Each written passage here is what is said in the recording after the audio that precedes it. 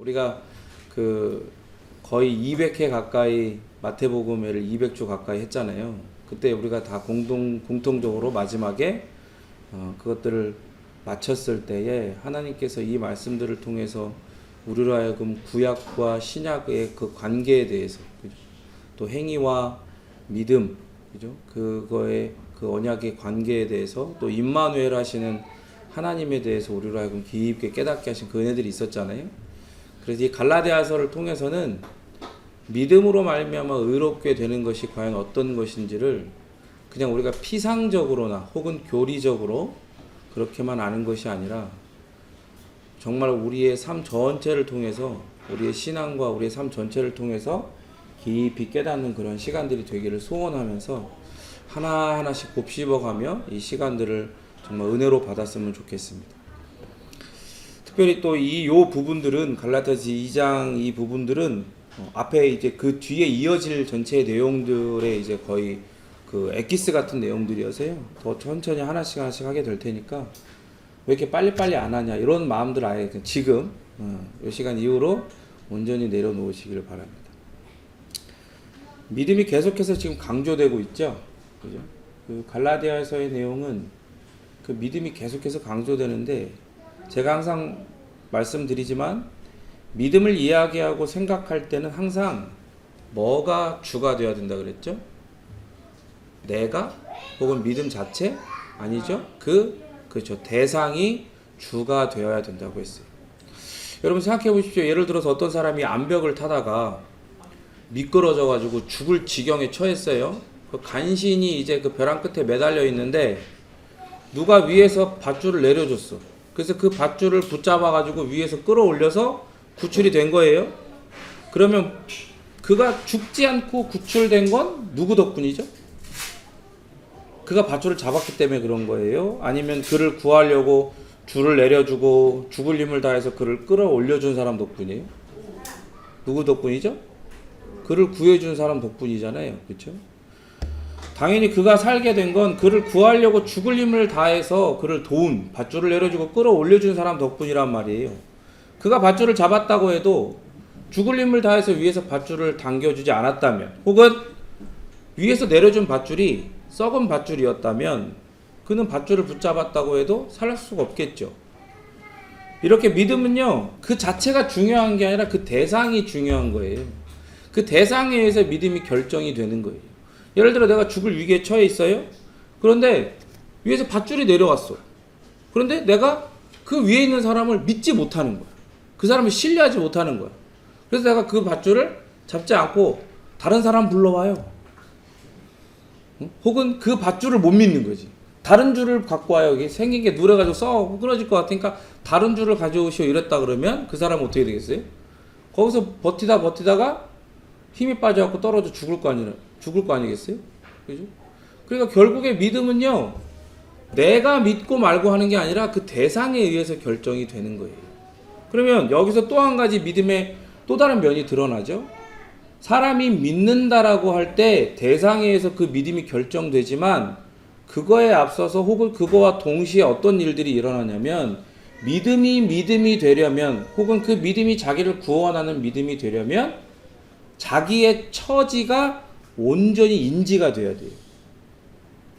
예를 들어 지금 이 암벽을 등반하다가 미끄러져서 떨어져 죽을 위기에 있는, 간신히 매달려 있는 이 사람이 이게 지금 밧줄이 누런색이었고 끊어질 것 같은지, 혹은 위에 있는 사람이 내가 믿을 만한 사람인지, 이런 거를 생각하기 이전에 자기의 처지를 온전히 이해하고 있는가. 예를 들어 내가 한 10분 정도밖에 버틸 힘이 없어. 그래서 그 10분 동안 다른 사람이 오지 않는다면 나는, 혹은 다른 밧줄이 내려오지 않는다면 나는 떨어져 죽을 수밖에 없다. 그런 지금 절망적인 상황에 있다라는 걸 온전히 인지하고 그것들을 이해하지 못한다면 어떻게 될까요? 다른 사람 불러와요 이러고 버티다가 10분 후에 떨어져 죽겠죠. 그러니까 믿음이라고 하는 건 자기의 절망스럽고 비참한 상황, 그 상태를 인지하는 것에서부터 시작이 되는 거예요. 그러니까 우리가 회심 이야기할 때, 회심은 뭐 플러스 뭐라 그랬죠? 회개와 믿음이에요. 근데 그 믿음은 대상에 의해서 결정된다 그랬잖아요. 그 믿음의 대상은 누구라고 지금 이 갈라디아서와 성경 전체가 이야기하죠?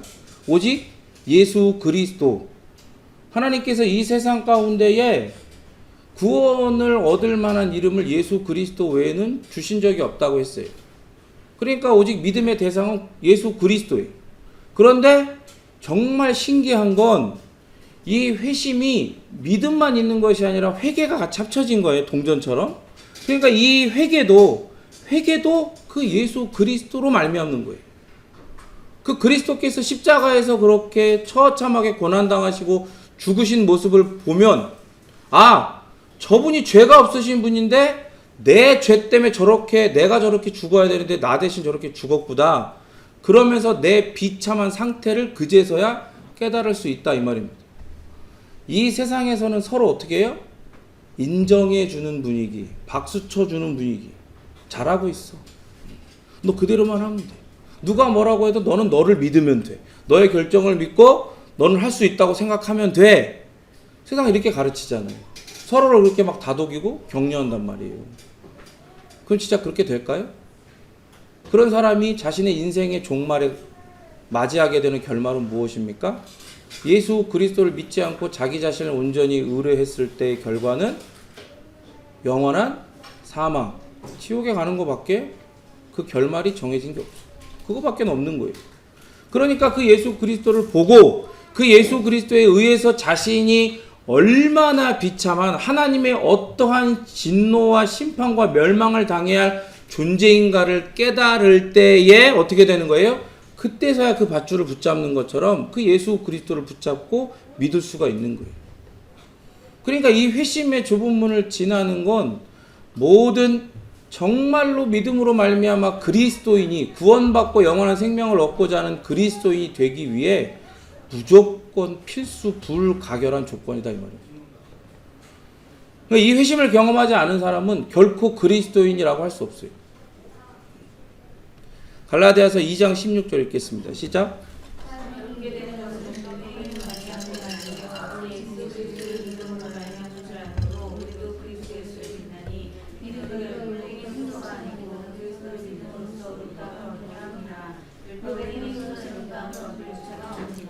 바울은 오늘 이 본문 16절에서 알므로라고 하죠. 알므로라는 표현을 해요. 이건 갈라디아 성도들이 바울에게 오직 예수 그리스도를 믿음으로 의롭게 된다는 진리를 배웠다는 것을 이제 알게 해주죠. 갈라디아 성도들한테 내가 너희들한테 그렇게 가르쳐서 너희들 지금 잘 알고 있지 않냐, 이 얘기를 하는 거예요. 그래서 또 다른 번역본은 우리가 알므로라고 되어 있어요. 그러니까 갈라디아 성도들만이 아닌 여기에 누구도 포함될까요? 2차 독자인 우리도 여기에 포함이 되는 거예요. 여러분 이거 아십니까? 여러분 정말로 예수 그리스도를 믿음으로만 구원을 받는다는 거 알고 계십니까? 진짜 믿어요 그렇게? 바울은 우리가 우리의 믿음을 발휘하고 사용해서 우리가 믿음으로 의롭다함을 얻을 수 있는 길이 열렸다는 걸 지금 말하고 있는 거예요. 우리가 믿었기 때문에, 우리는 그리스도 예수를 믿기 때문에 인간의 노력이나 율법의 행위로 구원을 얻을 수 있다는 모든 사상과 신학, 교리와 신앙 이런 것들을 거절하고 거부합니다. 우리는 우리가 믿음으로써 의롭다함을 얻는다는 걸 믿어요. 무슨 말인지 이해가 돼요? 다시 한번, 우리가 예수 그리스도를 믿음으로써 의롭다함을 얻는다는 것을 믿는다고요. 여러분 동의하십니까? 그렇기 때문에 우리는 구약의 모든 율법을 지키고 선한 일을 행하려고 노력한다고 해서 구원받을 수도 없고 구원받지도 못하고 있고 앞으로도 구원받지 못한다는 것을 알고 있어요. 바울은 그래서 그리스도를 통한 하나님의 계시를 통해서 복음을 깨닫고 그의 구약 성경에 대한 이해를 새롭게 했어요. 그러니까 하나님의 율법을 순종하는 것으로 구원을 얻을 자격도 능력도 죄인인 인간에게는 없다는 것을 깨달은 거죠. 과거에는 그렇게 생각하지 않았잖아요. 자기가 죄인인 건 맞는데 특별히 하나님께서 그 은혜 가운데 하나님의 그 거룩하신 선택을 받은 그 백성의 일원으로서 혹은 그 일원 중에서도 뛰어난 열심이 있고 헌신이 있는 자로서 자기는 그러한 가능성이 있다고 생각을 했어요. 내가 이 율법을 순종함으로 이 율법을 지키는데 헌신됨으로 나는 구원을 얻을 자격을 완성할 수 있다라고 생각을 했던 거죠. 그러나 그는 하나님께서 그리스도를 그에게 보내셔서 그 계시를 통해 복음을 깨닫고서 내가 구약의 성경을 가지고 이해하고 있던 그 구원과는 완전히 잘못된 거구나라는 걸 깨달았던 거예요. 그래서 하나님의 율법을 순종하는 것으로 구원을 얻을 따라합니다. 자격도 능력도. 그게 무슨 말이에요? 자격이라고 하는 건 그 시작점을 이야기하는 거예요. 아예 깨끗한 도화지어야 된다는 거예요. 죄로 아예 물든 적도 없어야 된다는 거예요. 근데 그런 자격이 사람에게는 있어요, 없어요? 없다는 걸 깨달은 거예요. 그리고 나서 혹 그렇다 쳐. 자격이 있다 쳐. 그런데 그 이후로도 하나님 앞에 자기가 개인적인 종말, 인생의 종말을 경험하고 하나님 앞에 그 심판대 앞에 섰을 때에 하나님, 저는 인생 동안 살면서 단 한순간도 단 한 번도 전혀 죄에 물든 적이 없습니다. 저는 완전히 깨끗해요, 순결해요, 성결해요 라고 말할 수 있는 능력도 없는 죄인인 걸 깨달은 거예요. 그러니까 자격도 능력도 없는 죄인인 인간에게는 하나님의 율법에 순종하는 것으로 구원을 절대 얻을 수 없다는 걸 깨달은 거예요. 그래서 여러분, 그 예수 그리스도를 가리키는 이정표와 같은 역할을 했던 선지자들은요, 하나님의 구원 계획이 이 율법을 준수하는 걸로 결정되지 않는다는 걸 알고 있었어요. 그러니까 그렇게 오실 메시아 그 인자를 기다리고 그로 말미암아 우리가 영광을 얻게 되고 구원을 얻게 되고 하나님의 나라를 소유하고 그 나라에서 그와 함께 이 모든 열방을 다스리게 될 거다라고 그렇게 모든 선지자들이 입을 모아 이야기했던 거예요.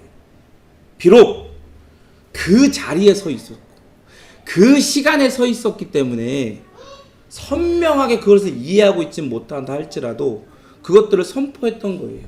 율법이 아닌 무엇으로 구원을 얻는다? 오실 메시아를 믿음으로 말미암아 구원을 얻는다라고 이야기를 했던 거예요. 모든 인간이 죄인이기 때문에 우리는 하나님의 율법을 완전히 완벽히 지킬 수 있는 자격도 능력도 없습니다. 여러분, 이걸 아예 못을 받고 가셔야 돼요. 거기서 자꾸 이게 못을 적당히 박지 말고 아예 그냥 깊이 박아놓고 용접을 해버려요. 안 떨어지게. 자꾸 그거를 빼가지고 그리스도와 함께 십자가같이 못 박혀야 되는데 자꾸 자기가 그걸 빼고 기어 내려와서 피 질질 흘리면서 막 돌아다니고 있어. 내가 할 수 있다 이러면서 막. 그럼 돼요, 안 돼요? 안 되는 거예요. 없어. 그러나 다행히 하나님은 우리 자신의 노력이 아니라 예수 그리스도께만 의지하고 의뢰하고 의탁하고 의존하는 구원의 길을 이 창세 전에, 이 세상이 창조되기 이전에 하나님의 그 놀라운 신적인 지혜로 준비해 놓으셨죠. 그러니까 여러분, 이거예요. 아까 제가 얘기했잖아요. 다시 그 못을 빼고 십자가에 내려와서 막 이렇게 막 돌아다니는 그런 얘기를 한 이유가 뭐예요?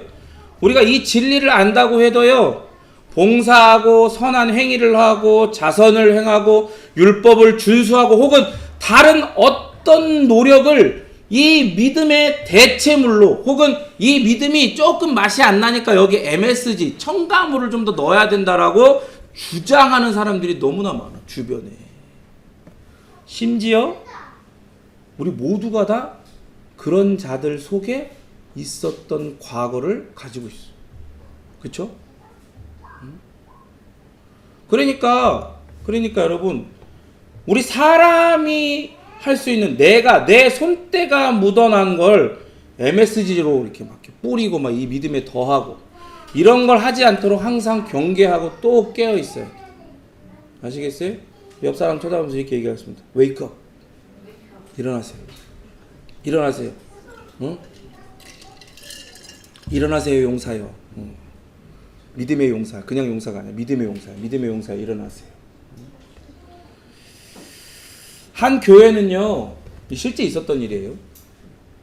젊은 부교역자가 새로 와서 중고 공부를 가르치기 시작했어요. 설교 가운데 율법을 강조하면서 선한 삶을 강조하는데 구약 성경에서 피를 먹지 말라고 했으니까 순대, 육회, 손짓구 이런 거 먹으면 안 된다고 가르쳤어. 근데 이게 재밌잖아요. 어이가 없잖아. 근데 이게 말씀을 들이대면서 얘기를 하면 이제 잘 모르는 사람들은, 그러니까 잘 모른다기보다 아까 제가 얘기했잖아요. 이렇게 못 박아놓고 용접하지 않은 사람들은 이게 슬슬 이게 빠지려고 그러는 거야. 볼까요? 신명기 12장 25절 읽겠습니다. 시작.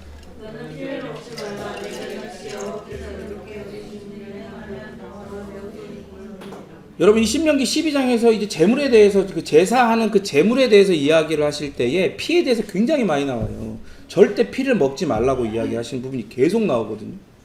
지난 금요일에 이틀 전에 와이프와 아이들과 이 6 식구가 함께 이 별내에 새로 생긴 순댓국집을 갔어요. 이름도 거창해요. 순대실록 PPL인가? 순대를 먹고 아이들이 어떻게 한 줄 알아요? 따봉, 쌍따봉을 이렇게 맛있다고. 와이프도 오길 잘했다고 했어. 저는 그 순대에다가 뭐 순대 그 세트가 있더라고요. 순대 볶음과 순대 스테이크래. 순대를 이렇게 안 자른 동그랗게 해갖고 이제 그 바싹 구웠어. 와이프가 너무 맛있대. 너무 고소하고 너무 맛있대. 하라이가 그거를 조각을 들고 계속 뜯어 먹는 거야. 너무 맛있다. 다 먹고 또 달래 막. 엄청 먹었어 하라이. 그럼 보세요.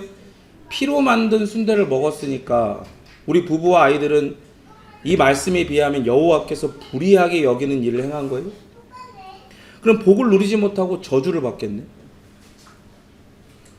여러분 이렇게 가르치는 게 드물 거라고 생각하죠? 근데 여러분 사실 이와 비슷한 일들이 교회 안에서 다양한 모습으로 자행되고 있는 게 현실이에요. 하나만 예를 들어볼까요? 여러분 우리는 헌금의 목록을 정해놓습니까? 절기에 대해서? 그 절기를 지키는 게 그 자체가 뭐 나쁘다, 막 비판받아야 되는 일이다 그렇게까지 얘기하고 싶지 않아요. 하지만 우리가 지키지 않는 이유가 있어요. 왜? 거기에다 자꾸 명목을 만들고 하나씩 하게 되면 자꾸 거기에 뭐가 묻어내? 우리의 손때가 묻어. 예를 들어 이거는 이제 까도 되죠. 일천번제, 그죠? 일천번제 하잖아요. 일천번제, 다른 교회에서 일천번제라고 솔로몬이 하나님께서 그를 왕으로 세우실 때 감사함으로 그가 1000마리의 소를 잡아 제물을 잡아서 하나님 앞에 그 한 번에 드렸어요. 그러면은 1000번째 하려면 자기도 한 번에 그 예를 들어 10,000원씩 하고 그랬으면 1000만 원을 드리던가. 방식도 그렇게 안 해. 자기가 정해놓은 금액을 얼마 정해놓고 그거를 1000번으로 나눠서 이렇게 한 번씩 하는 거야. 거기다 뭘 적어요? 자기의 기도의 제목의 소원을 적죠. 우리 자녀가 믿음으로 잘 성장하고 뭐 어디 좋은 대학교, 좋은 직장에 우리 남편이 어쩌고 이런 것도 막 적어서 이렇게 헌금을 계속 한단 말이에요. 근데 보세요. 그게 사실은 이 핏째 먹지 말라고 그 율법에 순종하는 것과 별반 다를 일이 없는 거예요. 이런 일을 행하는 자들은 자기들의 열심이 더해져야 자신의 의, 그 구원이 지켜지고 완성이 되는 거라고 뭐 이렇게 생각하는지 어쩐지 잘 모르겠어요. 우선 그렇게 얘기할게요. 좀 소프트하게. 사실 그렇게 대놓고 가르치고 따르고 하는 사람은 많겠지만 대다수는 그게 예수님을 통해 얻는 구원의 은혜에 합당한 모습으로 살아가는, 그러니까 그 은혜에 대해서 바르게 반응하는 거라고 가르치고 따르는 거죠. 그런데 그들의 생각과 그들의 어떤 의도가 뭐 좋고 선하고 그걸 따질 거 없이 그런 것과 상관없이 그 사람들이 하고 있는 게 지금 어떤 거냐면 이 갈라디아서 본문에 나온 것처럼 베드로처럼 그들에게 하나님의 모든 성품이 담겨 있는 그 구원의 은혜를 죄인의 손때가 묻은, 아니 그 죄인의 손때가 묻어야만 하는 어떤 저주받을 것으로 바꾸고 있다는 걸 모르고 있는 거예요. 그래서 바울은 여기에 대해서 명확히 이야기하고 있는 겁니다. 율법의 행위로서는 뭘 얻을 육체가 없다고요? 의롭다함을 얻을 육체가 없느니라 라고 이야기하는 거예요. 갈라디아서 2장 17절 읽겠습니다. 시작.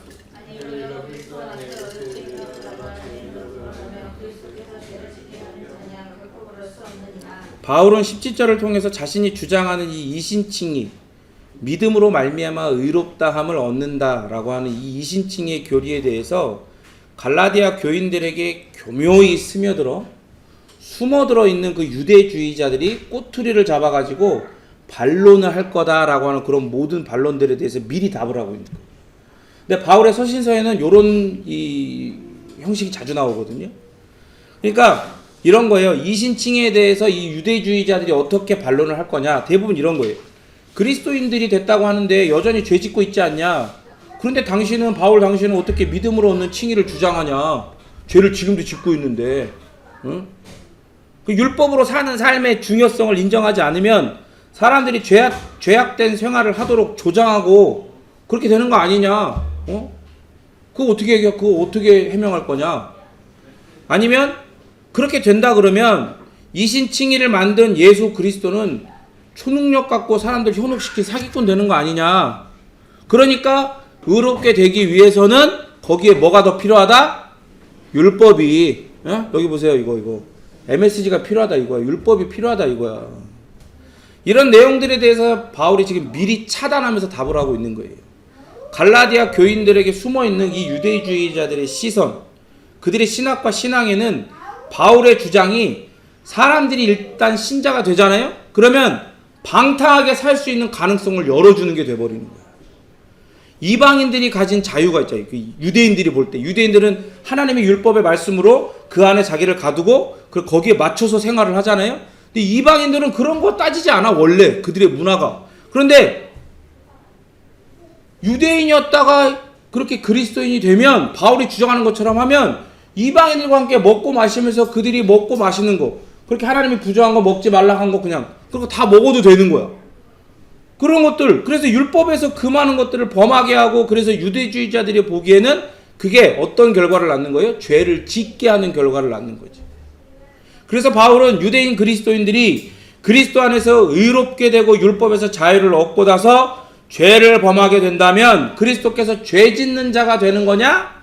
라고 스스로 이렇게 먼저 질문을 던진 다음에, 왜 이 사람들이 그렇게 이야기할 거니까 여기에 대해서 단호하고 엄중하게 이렇게 대답하는 거예요. 따라합니다. 결코 그럴 수 없느니라. 그러면서 이제 이들의 생각과 논리와 이들이 갖고 있는 잘못된 신학과 교리와 신앙을 하나하나 깨 부숴가는 게 이제 이 이후에 계속 나오는 거예요. 사람들이 의롭게 되기 때문에 죄를 짓지 않게 되는 거예요. 결론적으로 이야기하면 이해가 되세요? 의롭게 됐어. 그죠? 의롭게 된 거니까 죄를 짓지 않지, 의로운 자는. 그런데 그렇기 때문에 그리스도가 죄를 조장한다는 비난의 대상이 될 수 없다라고 바울은 선언을 하는 거예요. 그지만 여기서 우리가 스스로 정직해져야죠. 여기서 의롭게 된 사람은 죄를 짓지 않습니다. 여러분도 의로운 존재니까 죄를 짓지 않습니다. 아멘 하고 그냥 집에 가면 나도 괴롭고 여러분도 괴로울 거 아니에요. 그죠? 딱 뒤돌아가는 순간 괴롭잖아. 왜? 머리로나 입으로나 눈으로나 다 이렇게 범죄하고 있는 여러분 스스로를 발견하게 될 거니까. 응? 그쵸? 우리는 직간접적으로 믿음으로 그리스도인이 되었어도 죄를 범하는 걸 알고 있어. 하지만 그건 우리가 믿음이 작아서 덜 의롭게 되었거나, 혹은 이신칭의의 교리가 뜬구름을 잡는 것 같은 현실과 동떨어진 교리라서 그런 게 아니에요. 왜 그런 거예요? 이건 인간에게 남아있는 그 죄인의 본성 때문이에요. 제가 얘기했죠. 예수 그리스도를 믿음으로 말미암아 하나님으로부터 영원히 의로운 존재가 그리스도 안에서 너는 되었다라고 완전히 못 받고 선언을 받아도 우리 안에는 뭐가 남아있어요? 죄인의 본성이 남아있어요. 그런데 그건 현저히 약화되고 은혜 안에서 점점 더 죽어지는 상태가 된 거죠. 그지만 여기서 간과하면 안 되는 게 제가 뭐라 그랬습니까? 이게 본질 자체가 바뀐 거라 그랬어요? 안 바뀐 거라 그랬어요? 안 바뀐 거라 그랬잖아요. 사람을 죄의 습성으로 끌고 가게 하는, 죄인의 습성, 옛 본성, 옛자, 옛 습관으로 끌고 가는 그 본질 자체가 바뀐 게 아니에요. 현저히 약화되었을 뿐이지. 바울도 이 문제 때문에 죄에 대한 자신의 철저한 싸움에 대해서 로마서 7장에 막 이것들을 엄청 기록하고 있어요. 그럼에도 믿음으로 의롭게 함을 입었다는 것, 이제는 마음대로 죄 지어도 괜찮겠네 이런 게 아니라 오히려 죄 때문에 그리스도를 믿음으로 의롭다 선언받는다는 이 칭의가, 이 이신칭의가, 내가 죄를 짓는 거를 직접적으로 경험하고 다른 성도들이 그렇게 죄를 짓는 걸 보면서 어떤 생각을 하는 거예요? 죄 져도 되겠네. 이게 아니라 더 괴로워진 거예요. 그러면서 나에게는 나 자체로는 절대로 의로워질 수 있는 자격과 가능성이 없다는 걸 더욱더 발견하게 되고, 더욱더 뭘 필요로 하게 돼요? 이 칭의를 필요로 하게 되는 거예요. 무엇으로 말미암는? 예수 그리스도를 믿음으로 말미암는 이 칭의를 더욱 더 갈구하게 되는 그런 정체성을 가지겠다는 걸 깨닫는다 이 말입니다. 아니 그것만이 이 죄인의 유일한 필요임을 깨닫게 되는 거예요. 유대주의자들은요 칭의를 이렇게 생각했어요. 유대인의 율법에서 벗어나서 그리스도인이 되고자 할 때 늘어놓는 어떤 신학적인 변명거리 이런 걸로 생각을 했단 말이에요. 그러나 바울은 또한 우리와 같은 이신 칭의를 경험한 유대인 그리스도인들은 믿음으로 얻는 칭의가 율법에서 자유를 얻게 하는 동시에 우리의 삶도 변화하도록 강력하게 우리 속에서부터 요구한다는 걸 알고 있었어요. 여러분 생각해 보세요.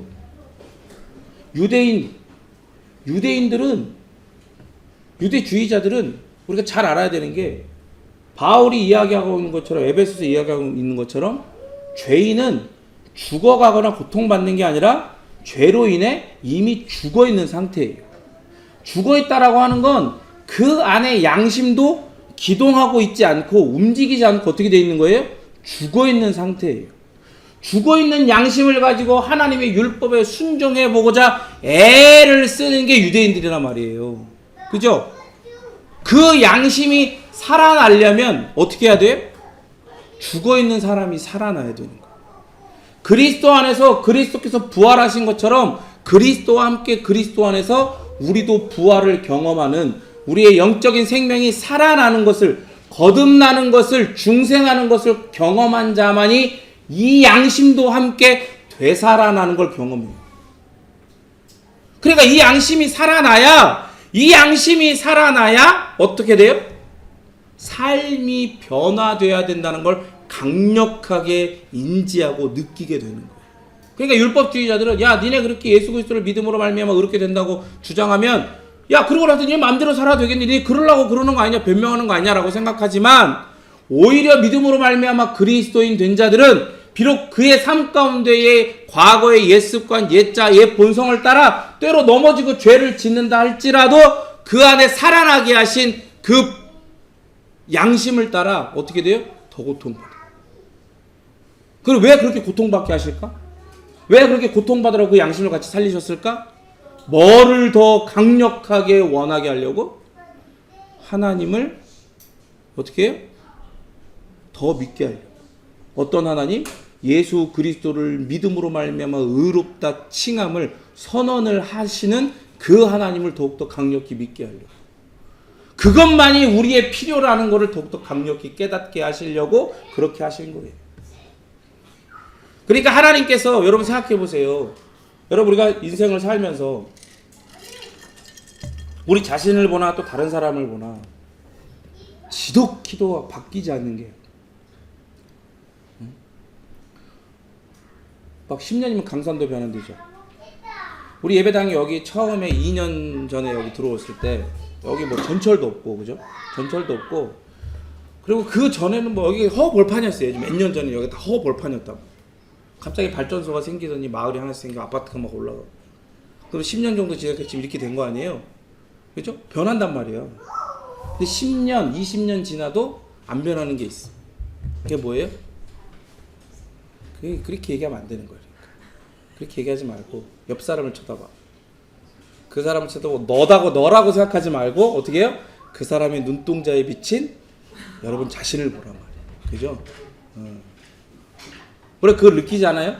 아 사람이 진짜 변하지가 않는구나. 그러니까 이런 말이 있어요. 머리가 검은 짐승은 걷어 기르는 게 아니라고. 뭐라고요? 탈색하면 머리가 다시 검은 머리가 안 나냐? 저렇게 하나하나 알고 들은 그죠? 응? 탈모? 미안. 그거는 건드리지 말자. 건드리지 말자. 여러분 보세요. 그런데 여러분 이걸 아셔야 돼요. 사람은 진짜 안 변하는 것 같지만 실제로 안 변해요.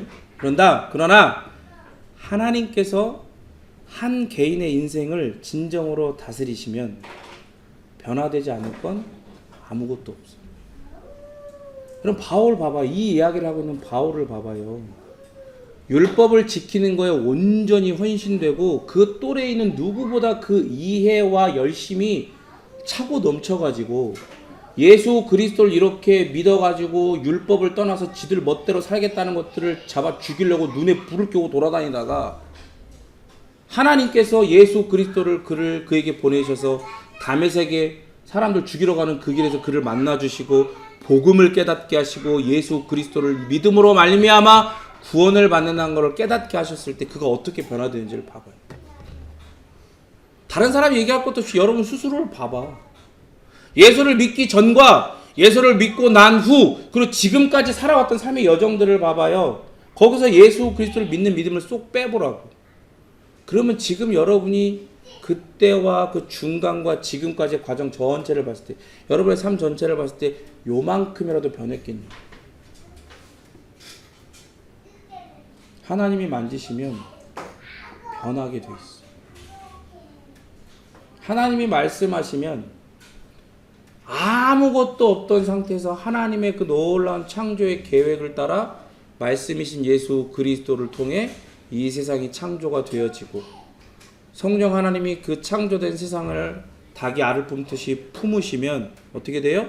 하나님의 창조의 계획의 그 모습 그대로 아름답게 이 세상에 등장하는 것처럼 우리도 그 삼위일체 성부와 성자와 성령 삼위일체 우리 하나님의 은혜의 손길 가운데 들어가면 죄인도 어떻게 돼요?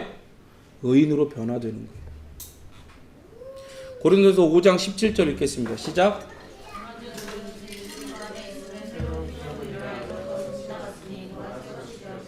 아멘. 아멘. 제가 이 말씀 가끔 얘기하면서 이야기하잖아요. 인도네시아 선교 갔을 때 인도네시아 말로 새 피조물, 새 인간, 오랑바루 그 말에 꽂혔어.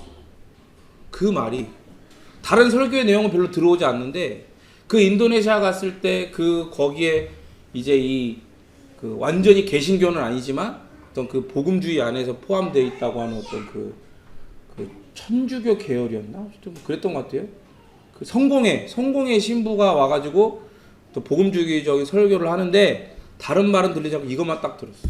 강력하게 선포를 하는 거야. 그리스도 예수 안에 있으면 새로운 인간, 새로운 피조물이 된다고 하면서 이제 영어로 하다가 계속 통역을 하면서 영어로 하다가 갑자기 이제 인도네시아 말 딱 오랑바루 이러는 거예요. 오랑바루. 그게 딱 꽂히더라. 오랑바루.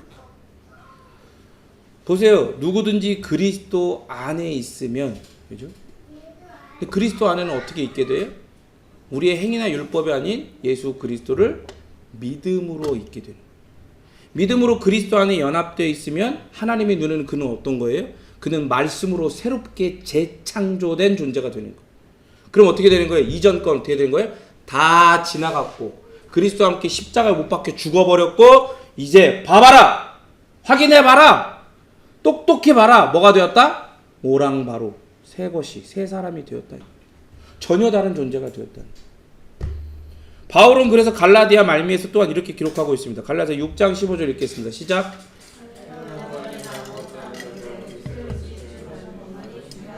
그렇죠. 할례나 뭐 할래? 그러고 할례를 받았냐, 할례를 받으면 안 돼. 이런 걸 따지는 게 중요한 게 아니라 아무것도 아니다. 오직 새로 지으심을 받는 것만 중요하다 이 말이에요. 예수 그리스도를 믿고 그 그리스도 안에서 재창조되는 것만이 그게 중요하다 이 말이에요. 그래서 은혜는요, 여러분, 율법이 제시하는 기준, 도덕성, 그 선한 이런 거를 폐지하지 않아요. 예수께서 말씀하시잖아요. 내가 이것들을 폐하려 온 것이 아니라 어떻게 하러 오셨다? 완성하려고 오셨다고 얘기하시는 거예요. 그러니까 여러분 보세요. 은혜도 하나님이 주시는 거죠. 하나님에게서 오는 거잖아요. 율법도 누구에게서 와요? 하나님에게서 오는 거예요. 바리새인과 서기관들로부터 오는 게 아니고. 은혜도 율법도 모두 다 하나님에게서 온 것인데 이게 어떻게 부딪혀요? 둘 다 모두 완전하고 아름답고 선하신 그 하나님에게서 온 것이기에 그 하나님의 완전한 아름다움과 완전한 선이 묻어있는 거란 말이에요. 그러니까 율법과 은혜 모두가 다 완전하고 아름답고 선한 거예요. 그러나 여러분 은혜가 눈에 보여요? 안 보이죠? 율법이 눈에 보여요? 율법의 조항들은 눈에 보이지만 율법의 조항들은 눈에 보이지만 율법 자체는 사실은 그게 눈에 보이는 게 아니란 말이에요. 그런데 보세요. 눈에 보이지 않는 은혜와 율법의 실체가 우리에게 주어질 때 이 두 가지 모두 하나님의 원래의 의도를 따라서 하나가 되고 완성이 되어서 완전히 선하고 아름답게 따라합니다. 인지된다. 우리에게 인지가 되는 거예요. 그제서야 눈에 보이지 않았던 그게 그 실체가 하나님의 원래 의도를 따라 실체가 등장하고 그 실체 안에서 그 두 개가 하나가 돼갖고 우리에게 인지가 된다고. 아, 두 개가 뭐 싸우고 서로 이건 좋고 이건 나쁜 게 아니라 그게 완전히 선하고 아름다우신 하나님에게서 나온 거룩한 거고 완전한 거구나, 아름다운 거구나라고 인지가 된다고. 그러면 은혜와 율법의 실체가 뭐예요? 그게 뭐예요? 성경은요, 은혜와 율법의 실체가 뭐냐? 밧줄을 붙잡는 우리의 행위, 그 밧줄을 붙들고 절대로 놓지 않는 우리의 열심, 이런 거라고 말하지 않아요. 오히려 성경은 은혜와 율법의 실체를 뭐라고 얘기하지 않고 누구다라고 말한단 말이에요. 누구예요? 예수 그리스도라고. 은혜도 율법도 다 실체가 누구라고요? 예수 그리스도라고. 그 예수 그리스도가 과거의 선지자들을 통해서 그렇게 멀리 산들이 여러 개가 이렇게 앞에 쭉 늘어서 있을 때 멀리 있는 것, 가까이 있는 것 일렬로 늘어서 있으니까 저 뒤에 있는 거나 앞에 있는 거나 막 크기가 구분이 안 가고 그게 참 희미하고 뭐가 어떤 게 앞이고 어떤 게 뒤인지 잘 모르는 거야. 그러니까 모호하게 말할 수밖에 없는 거예요. 선지자들이 각 시대마다. 그래서 그걸 뭐라 그랬어요? 원근 통시법이라 그랬잖아. 산들을 쭉 일렬로 놓고 보는 것처럼 하나님이 자기에게 주신 예수 그리스도, 그 은혜와 율법의 실체이신 예수 그리스도에 대해서 이야기를 하니까 그렇게 희미하게 이야기한 거예요. 그러나 그리스도께서 이 땅에 등장하셨을 때 이 세상을 찢고 은혜와 율법의 실체이신 그분이 이 땅에 우리와 똑같은 몸을 입고 하나님이신 그분이 이 땅에 등장하셨을 때 어떻게 돼요? 선명하게 그 실체가 드러나는 거예요. 그래서 그리스도 안에서 그 율법이 지들 멋대로 희미해 보이니까 지들 멋대로 갖다가 찢고 막 이렇게 막 뒤틀고 자기들 마음대로 이렇게 하는 게 율법을 지키는 거다라고 지들 멋대로 만들었잖아. 이렇게 해야지 의롭다함을 하나님께 받는 거다. 우리는 선택받은 민족이니까 그렇게 해야만 한다. 그래서 그렇게 못하고 그 율법도 받지 않은 이방인들을 개보다 못한 존재로 막 여기고 무시하고 그랬던 자들 앞에 그 율법의 실체이신 예수 그리스도가 은혜의 실체로 등장하셔가지고 어떻게 해요? 당신의 삶 안에서 은혜와 율법을 다 성취하시고 하나가 되게 하신 거예요. 그러니까 그 이정표의 끝에 서셔서 율법이라고 하는 이정표의 끝에 서셔서 발음 잘하네. 서셔서 율법의 마침 완성 성취가 되셔서 율법의 원래의 의도를 온전히 만족시키심으로 그 실체를 드러내십니다. 여러분 율법의 실체 그 끝이 뭔지 아세요? 뭔지 알아요? 끝이? 율법을 주신 이유가 있어요. 율법을 가만히 들여다봐요. 뭐가 있을까요? 구원을 받네 안 받네? 그 구원을 받는 표인 의? 그건 과정이에요. 율법을 주신 하나님의 원래 의도는 따라합니다. 복. 복이에요. 복이라고. 제가 군대에 있을 때 군대 교회에 가끔 가다 강사 목사님들이 어쩌다 와요. 근데 굉장히 나이가 많으신 정말로 노쇠하시고 왜소하신 목사님이 오셨어요. 눈도 잘 안 보시는 것 같아요. 그리고 떨어. 차를 드시는데 막 그렇게 떨어 막. 근데 그분이 강단에 딱 올라가자마자 막 진짜 막 칼같이 막 선포를 하시는 메시지가 뭐였냐면 사람들이 기복주의 하는데 진짜 복을 알면 그런 얘기 안 한다고. 진짜 복이 뭐냐? 잘 먹고 잘 사는 거 아니다. 예수 그리스도가 복이다. 그런 의미에서 기복주의 나쁜 거 아니다. 이렇게 얘기하시는 거예요. 물론 그분이 어떤 의도를 가지고 얘기한지는 잘 모르겠지만 그 말이 맞다고 한다면 복의 근원이 예수 그리스도라고 한다면 그리고 그 예수 그리스도를 복 자체로 추구한다라고 한다면 그러면 복을 추구하는 게 맞지. 그게 성경의 의도가 맞죠. 근데 보세요. 하나님이 율법을 주신 이유는요. 율법은 마치 선물 상자 같은 거예요. 그 상자 안에 뭐가 있다고요? 복이 담겨 있어요. 그 복이. 제가 율법의 실체가 누구라고 그랬어요? 예수 그리스도라고 그랬죠. 그 예수 그리스도께서 마태복음 산상수훈 가운데 뭘 이야기하십니까? 팔복을 이야기하시죠. 그러니까 율법 안에는요, 팔복, 성도들이 소유하고 누릴 수 있는, 누려야 하는 그 복이 담겨 있어요. 당신의 삶과 죽으심 그리고 부활하심으로 은혜의 실체가 되셔서 믿는 우리와 연합하여 주시죠. 그렇게 이 예수 그리스도를 믿음으로 의롭다 칭함을 받게 된 자들은요, 율법을 이렇게 걷어차 버리는 게 아니라 오히려 지킬 수 없는 이 외적인 기준, 율법과 행위가 아닌 순결하고 하나님을 영화롭게 하는 삶, 그를 영원토록 즐거워하는 삶을 살아가고자 하는 내적인 동기로 자신의 모든 자원을 옮겨요. 무슨 말인지 이해가 되세요? 그러니까 예수 그리스도를 잘 모르고 믿지 않았을 때는 모든 방점이 어디에 찍혀 있어요?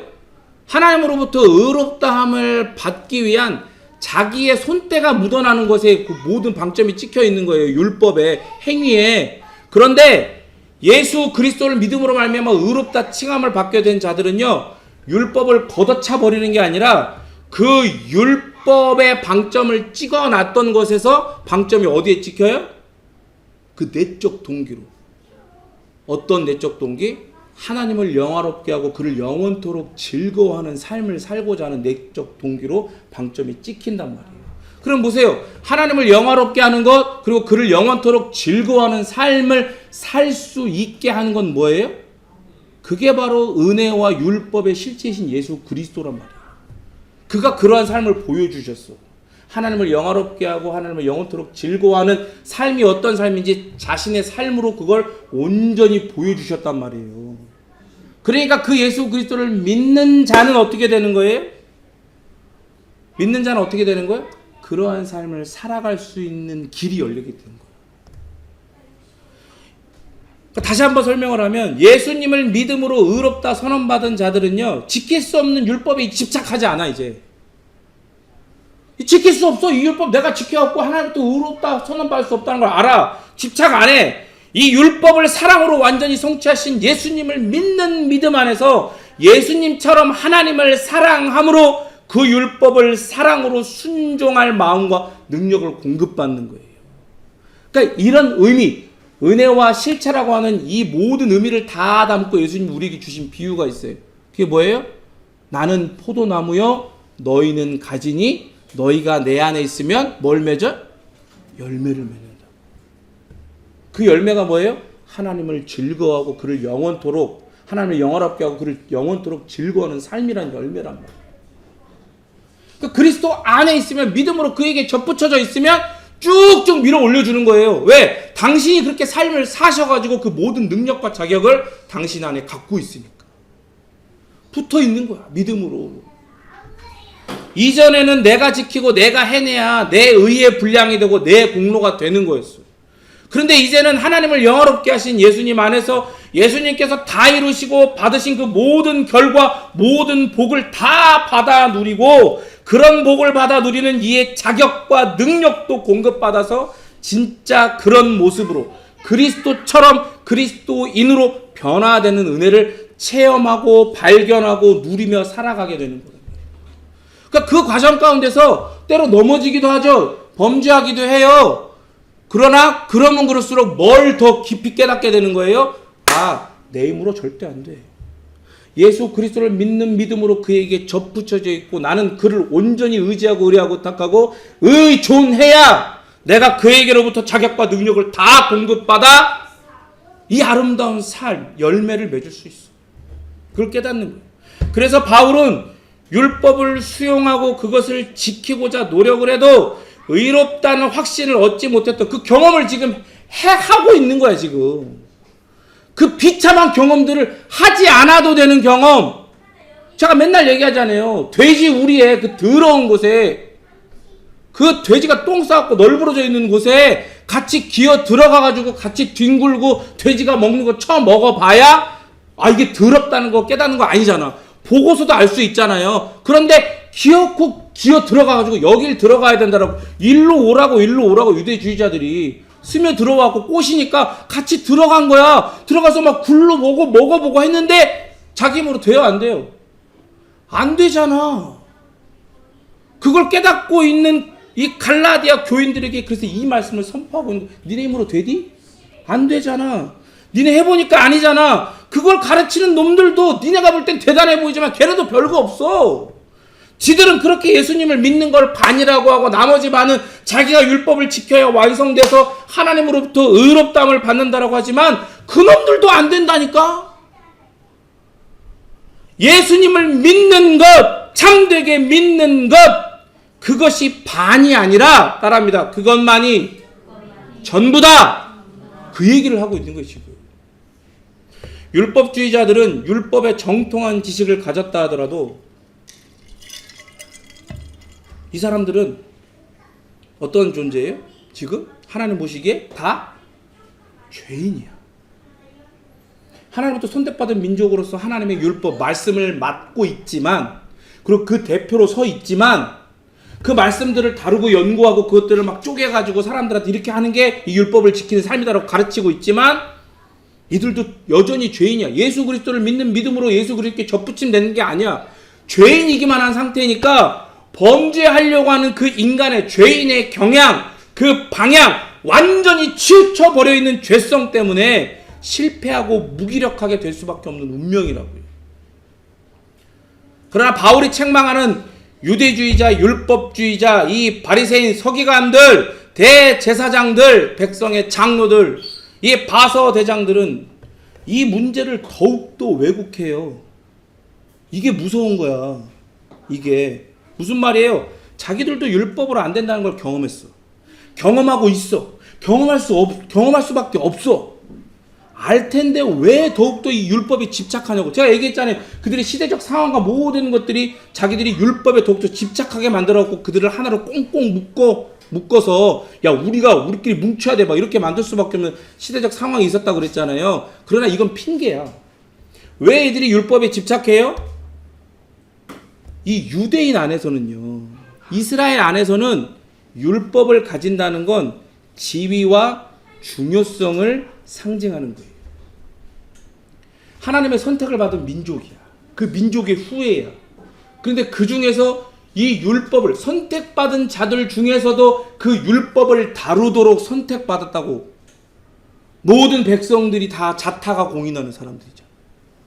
그러니까 하나님이 주신 율법, 말씀을 소유한다는 건 대단한 자부심을 가지게 해요. 그러니까 이방인들을 개처럼, 아니 개보다 못하다고 여기고 무시하고 막 그러는 거예요. 그래서 사람들은 알아.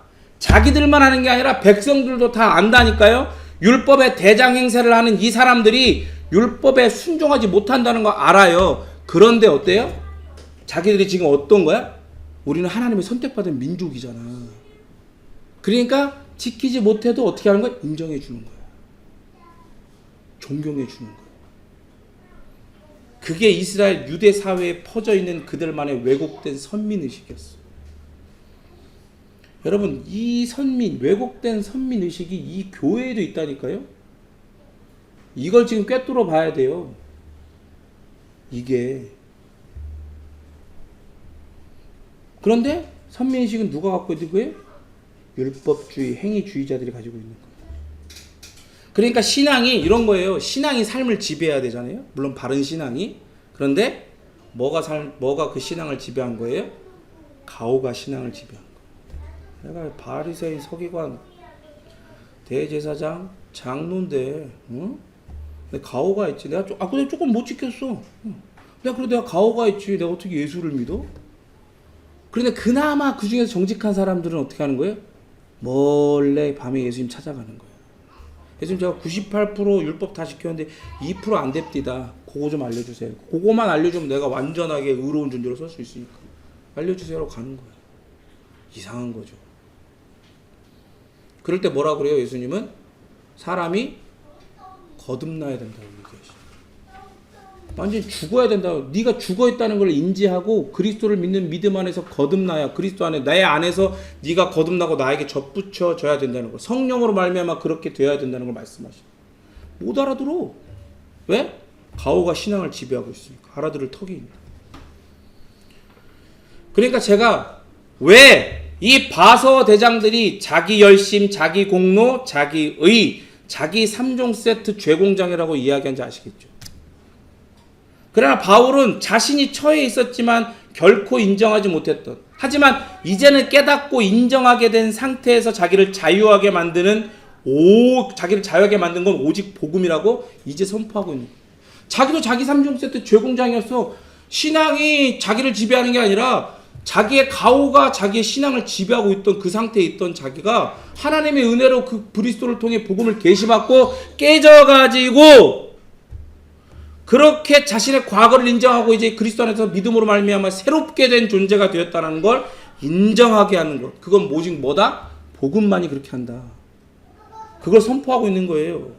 그게 뭐예요? 한편은 율법주의라는 노예 상태, 또 다른 한편은 율법의 소유자라는 교만.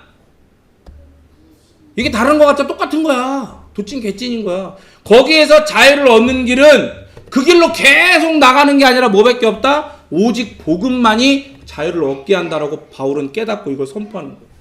여러분, 이건 우리도 마찬가지예요. 여러분 생각해보세요. 율법에 얽매게 될 건가? 제가 여기서 여러분들한테 교묘하게 이런 식으로 가르치기 시작하잖아요. 그러면 저는 사실 여러분을 믿지만 솔직히 제가 여러분들한테 신앙이 우리의 삶을 지배하는 게 아니라 이렇게 율법이 가오가 우리의 신앙을 지배하는 방향으로 여러분들 살살살살 교묘하게 조금씩부터 밑에서부터 무너뜨려가면서 가르치기 시작하면 여러분도 거기 홀랑 넘어갈 거라고 저는 생각해요. 그냥 여러분 보세요. 그게 뭐예요? 율법에 얽매여 있는 거예요. 또 다른 모습은 어때요? 영적인 지위를 소유했다는 교만에 빠지게 돼요. 이 양쪽의 갈림길에서 우리는 오직 예수님을 믿는 믿음의 길만을 걸어가야 돼요. 수없이 많은 이 교회 아래 공동체 안에 스며든 자, 숨어든 자, 넘어온 자들이 여기다 저기다 이쪽이다 저쪽이다 하면서 거기에 헌신해라. 내가 이렇게 헌신하고 있지 않냐? 너도 여기로 와라. 꼬드기고 있어. 마치 철로역정에서 구원의 담을 넘어 들어와. 좁은 문을 지나지 않고 구원의 담을 넘어 들어와서 고난의 언덕 앞에 딱 서가지고 위험과 멸망의 양갈래길이 있을 때, 야, 저 고난의 언덕을 왜 가냐? 여기 쉬워 보이는 이 길이 있는데 나랑 같이 여기로 가자라고 얘기했을 거 아니에요.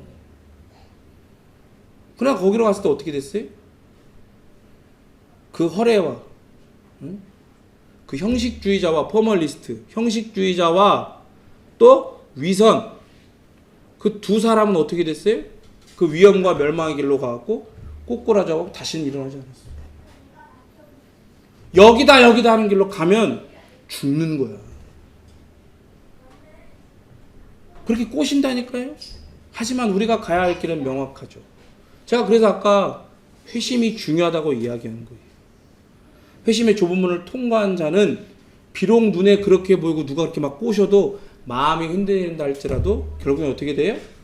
우리의 믿음과 우리의 회개가 우리가 정의한 게 아니라 예수 그리스도가 우리의 믿음과 회개, 이 회심을 정의했기에 그 예수 그리스도께서 먼저 가신 이 고난의 언덕을 어떻게 해요?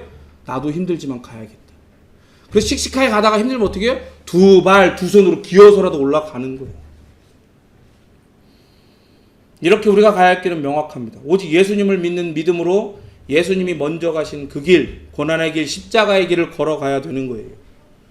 하나님 아버지의 계획을, 그 계획에 담겨있는 아버지의 모든 성품을 믿으신 주님처럼 우리는 그 길을 가신 주님을 믿는 믿음으로 오히려 그 안에서 자유를 누리고 겸손하게 신앙의 지배를, 내가 지배하는 게 아니라 내가 신앙의 지배를 받아 이 길을 걸어가는 겁니다.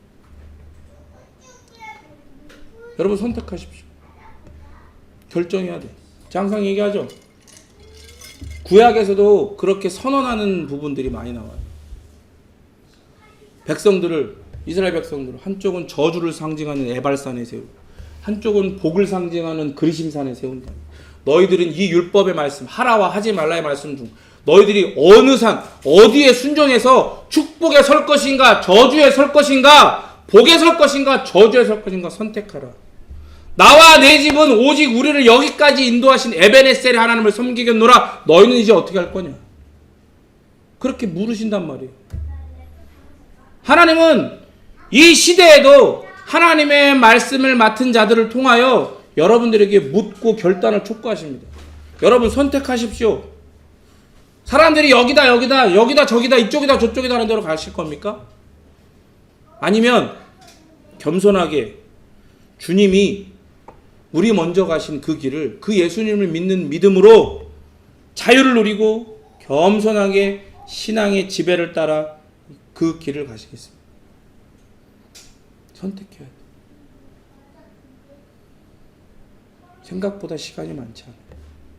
생각보다.